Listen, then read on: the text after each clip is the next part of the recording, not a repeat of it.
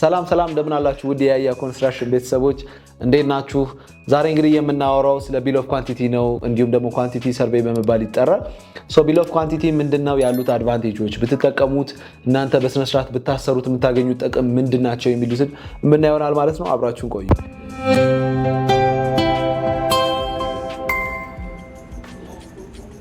በድጋሚ እንኳን ደህና መጣችሁ። እንግዲህ ሀገራችን ላይ ብዙ ጊዜ ኮንስትራክሽን በመናሰራበት ሰዓት ላይ ቢል ኦፍ ኳንቲቲ ከኮንስትራክሽን ጋር አብሮ ከተሰሩት ዲዛይኖች ጋር ተያይዞ የሚገባ ይሆናል ማለት ነው። ይሄ የሚገባበት ዋናው ሪዝን ህንፃዎቹ ዲዛይናቸው ከተሰራ በኋላ ምን ያህል ኮስት ያደርገናል የሚለውን የዋጋ ግምት እንድናቅ ለኛ አንደኛ ትልቅ አድቫንቴጅ አለው ማለት ነው።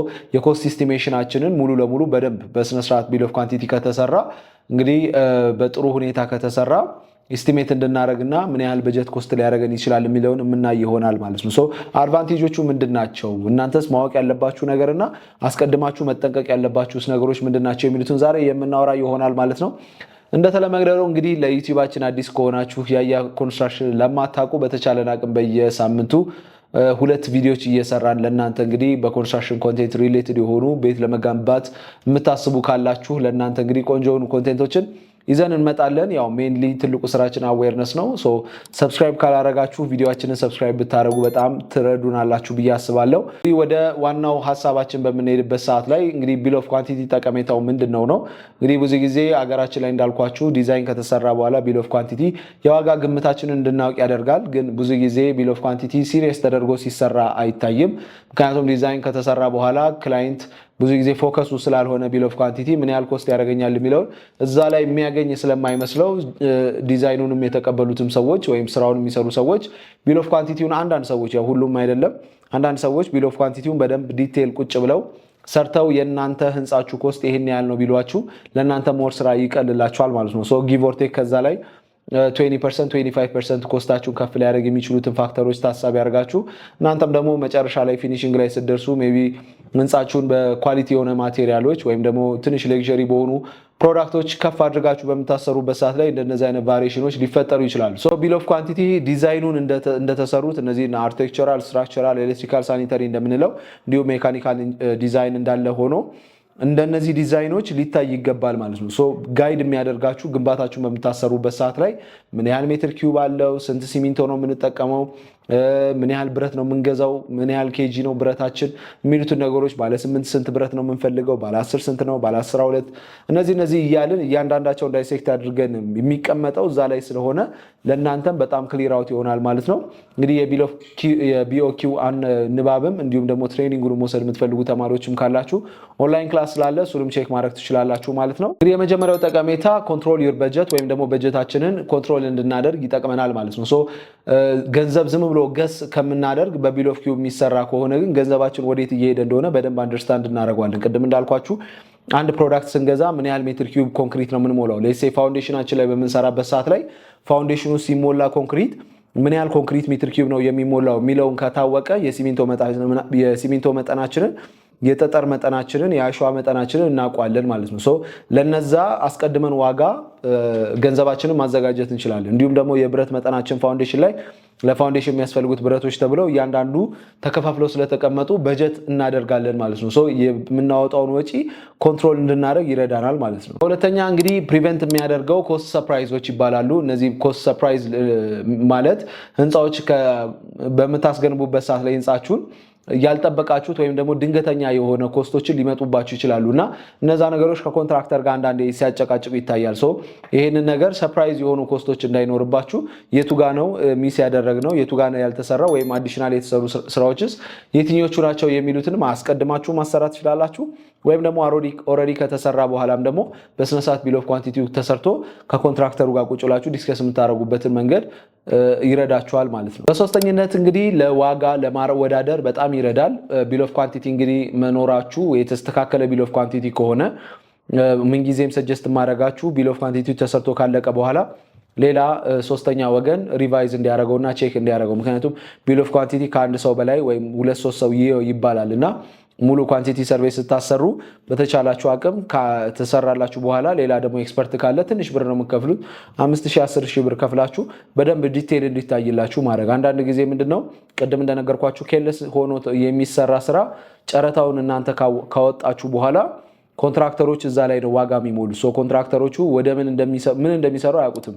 አርቴክቸራሉን አያገኙም። ሳኒታሪ ስትራክቸራሉን ስለማያገኙ ጨረታ ላይ ብዙ ጊዜ ቢል ኦፍ ኳንቲቲ ብቻ ነው የሚሰጠውና ምንም አይነት የጨረታ ዶክመንት በሚሞሉበት ሰዓት ላይ እነዚህ ዲዛይኖች ስለማያገኙ the first thing የሚሞሉት ዩኒት ፕራይሳቸውን ወይም ደግሞ ለእያንዳንዱ ፕሮዳክት ሬታቸውን ነው የሚያወጡላችሁ። እዛ ላይ በሚሞሉበት ሰዓት ላይ ዲዛይኑን ቢል ኦፍ ኳንቲቲ በኬለስነት የተሰራ ከሆነ መጨረሻ ላይ እናንተ በዚህ ዋጋ ኦኬ ሌሴ 5 ሚሊዮን ብር ኮንትራክተሩ ስራውን ሰርቻ ያስረክባለሁ ብሎ 10 ሚሊዮን ብር እንበለው 10 ሚሊዮን ብር ስራውን ሰርቻ ያስረክባለሁ ብሎ እናንተ የምገነቡት ህንፃ ሌሴ G+4 ነው እንበል 10 ሚሊዮን ብር ሰርቻ ያስረክባለሁ ይላችኋል። ከዛ በኋላ ተስማሙና ወደ አግሪመንት ገብታችሁ ወደ ስራው ትሄዳላችሁ ማለት ነው። ቅድም እንደነገርኳችሁ ቢል ኦፍ ኳንቲቲው በኬለስነት ከተሰራ ያ ፕሮጀክት ከተጠበቀው ግምት በላይ እየተሰራ ይመጣና ኮንትራክተሩ አይነግራችሁም አዲሽናል እየሰራው ነው አይላችሁም።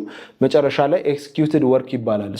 እንደ ግለሰብ ስትሆኑ እነዚህ ነገሮች ላታውቁ ትችላላችሁ። ግን መንግስት ሴክተሮች ላይ እንደዚህ የመንግስት ሴክተሮች ላይ ምንድነው ኤክስኪዩትድ ወርክ ይባልና መጨረሻ ላይ ለሴ ፋውንዴሽን ከተሰራ በኋላ ቀጣይ ፔመንት የሚከፈለው ፋውንዴሽን ከተሞላ በኋላ ኤክስኪዩትድ ወርክ ይባልና ሪቫይዝ ይደረጋል። ፋውንዴሽን ሙሌት እናንተ የተስማማችሁት በ2 ሚሊዮን ብር ከነበረ ኤክስኪዩትድ ወርክ ብሎ ኮንትራክተሩ ደግሞ የሚያመጣላችሁ 5 ሚሊዮን ብር ሊሆን ይችላል ማለት ነው። ያ በሚሆንበት ሰዓት ላይ እናንተም ያልጠበቃችሁት በጀት ነው ትደነግጣላችሁ። የ3 ሚሊዮን ብር ዲፈረንስ ቀላል አይደለም። ኮንትራክተሩም አይነግራችሁ ማሰራሩ እንደዛ ስለሆነ ማለት ነው። ልታውቁ የሚገባው ቢል ኦፍ ኳንቲቲያችሁን ግን ጥንቅቅ ያለ ስራ ከሆነ ኤክስኪዩትድ ወርክም ብሎ ቢያመጣባችሁ የመጣው ዋጋና እናንተ ያሰራችሁት ቢል ኦፍ ኳንቲቲ እና እሱ ኤክስኪዩትድ ወርክ ብሎ የሚያመጣው በጣም ትንሽ ዲፈረንስ ሊኖረው ይችላል ወይም ደግሞ ላይኖረው ይችላል ማለት ነው። ኤግዛክት ኳንቲቲ ሊሆን ይችላል። በተቻላችሁ አቅም እንደዛ ማድረጋችሁን ቼክ አድርጉ። ፕላስ ከነገና ደግሞ ቅድም እንዳልኳችሁ ኳንቲቲያችሁን በደንብ ካሰራችሁ በኋላ ከተለያዩ ኮንትራክተሮች ጋር ጨረታ ለማውጣት ይመቻችኋል ማለት ነው። በዛ ጨረታውን እየሞሉ እነሱም ይሳተፋሉ። ኮምፔርም ለማድረግ ይመቻችኋል። ያበዛ አንዱ ኮንትራክተር ሌላ ቢል ኦፍ ኳንቲቲ ራሱ ሰርቶ የሚሞላላችሁ ከሆነ ሌላኛውም ኮንትራክተር ሌላ ኳንቲቲ ሰርቶ የሚሞላ ይሄኛውም እንደዛ ከሆነ ሶስት የተለያየ ፕራይስ ይሆንባችሁና የትኛው ማሸነፍ እንዳለበት እንድትወስኑ ዲሳይድ ለማድረግ በጣም ይከብዳችኋል ማለት ነው። የቢል ኦፍ ኳንቲቲ እንግዲህ አንደኛው ጠቀሜታ ይሄ ነው። በመጨረሻ ቢል ኦፍ ኳንቲቲ ትልቁ አድቫንቴጅ እናንተን እና ኮንትራክተሮቹን ፕሮቴክት ያደርጋል። እናንተን በተለይ ከኮንትራክተር ፕሮቴክት ያደርጋችኋል። ቅድም እንደነገርኳችሁ ኮንትራክተሩ የማይሆን ፕራይስ ይዞባችሁ ቢመጣ ነው እኔ ያሰራሁት ቢል ኦፍ ኳንቲቲ ይሄ ነው፣ በስነ ስርዓት ነው የተሰራው ኳንቲቲው ቁጭ ብለን እናወራበት ወይም ደግሞ ሶስተኛ ወገን ይደኘን ብላችሁ ቁጭ ብላችሁ ኳንቲቲው ማሰራት ትችላላችሁ ማለት ነው። ክሊር የሆነ ጽድት ያለ ስኮፕ ያለው በቆንጆ መልኩ የተሰራ ቢል ኦፍ ኳንቲቲ እጃችሁ ላይ ካለ ኮንትራክተሩ ይዞ የሚመጣውን ፕራይስም ለእናንተ ማተር ላያደርግ ይችላል ማለት ነው።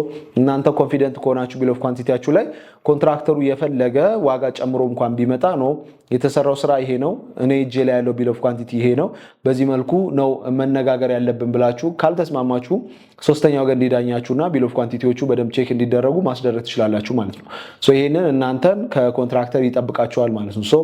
እነዚህ ጠቀሜታዎቹ ናቸው። እንግዲህ በተቻላችሁ አቅም ቢል ኦፍ ኳንቲቲያችሁን በዲዛይን በሚሰራው ቲም በምታሰሩበት ሰዓት ላይ በደንብ በተቻላችሁ አቅም ቢሰራ ጥሩ ነው። ከኛ እንግዲህ አንደኛው ዲዛይን ቢልድ ብለን የጀመርንበት ትልቁ ሪዝን ምንድነው? አብዛኛውን ጊዜ ዲዛይን የሚሰራው ቲም የተለየ ከሆነ እና ደግሞ ግንባታውን የሚሰራው ቲም የተለየ ከሆነ ብዙ ጊዜ ስሙዝ የሆነ ሪሌሽን አይኖርም። እኛ ሀገር ላይ ትንሽ በኮንትራክተር እና በአርኪቴክቶች መሃል ወይም ደግሞ በኮንሰልታንት ፈርም ቢሮ ላይ ሁሌ የሻከረ ነገር ነው ያለውና ስሙዝ የሆነ ነገር የለም። ኢጎ የሚባልም ነገር አለ። ያ የሻከረ ነገር እንዳይኖር ያደርጋል ማለት ነው። እኛ በተቻለን አቅም የኛ ኮንስትራክሽን ፈርም ዲዛይን ላይ ችግሮች ቢኖሩ ከኮንሰልታንቱ ጋር ተነጋግረን መስተካከል እንዳለበት አሳምነን እናንተ ጋም ሳንደርስ እኛው ራሳችን ጉዳዩን ጨርሰን ወደ ዲዛይናችን ነው እንጂ የምንሄደው እናንተን ኢንቮልቭ አናደርግም ማለት ነው። ሁሌ ለማታስፈልጉት ነገር አትጠሩም ማለት ነው። ጠቀሜታው ምንድነው? ይሄ ነው። ዲዛይን የሚሰራውና ኮንትራክተሩ ተመሳሳይ ሲሆን ራሱ ፎሎ አፕ እያደረገ የተሰራውም ስራ የማይሆን ስራም ከሆነ ዲዛይኑ ኮሜንት መስጠት ካለብን ኮሜንት እንሰጣለን። በተለይ ዲዛይኑ እየተሰራ ይሄ ነገር መስተካከል አለበት ብለን እናንተ ሳታውቁ እኛ ራሳችን ኮሜንት ሰጥተን ልናስተካከለው እንችላለን ማለት ነው። ዲዛይን የሚሰራውን ፈርም ይሄ ነው ትልቁ አድቫንቴጃችሁ ማለት ነው። እኛ ዲዛይንን ቢልድም ስለምንሰራ ይሄ ጠቀሜታችሁ ይሆናል ብዬ አስባለሁ። ፕላስ ከነገና ደግሞ እነሱ ቢል ኦፍ ኳንቲቲውን ሰርተው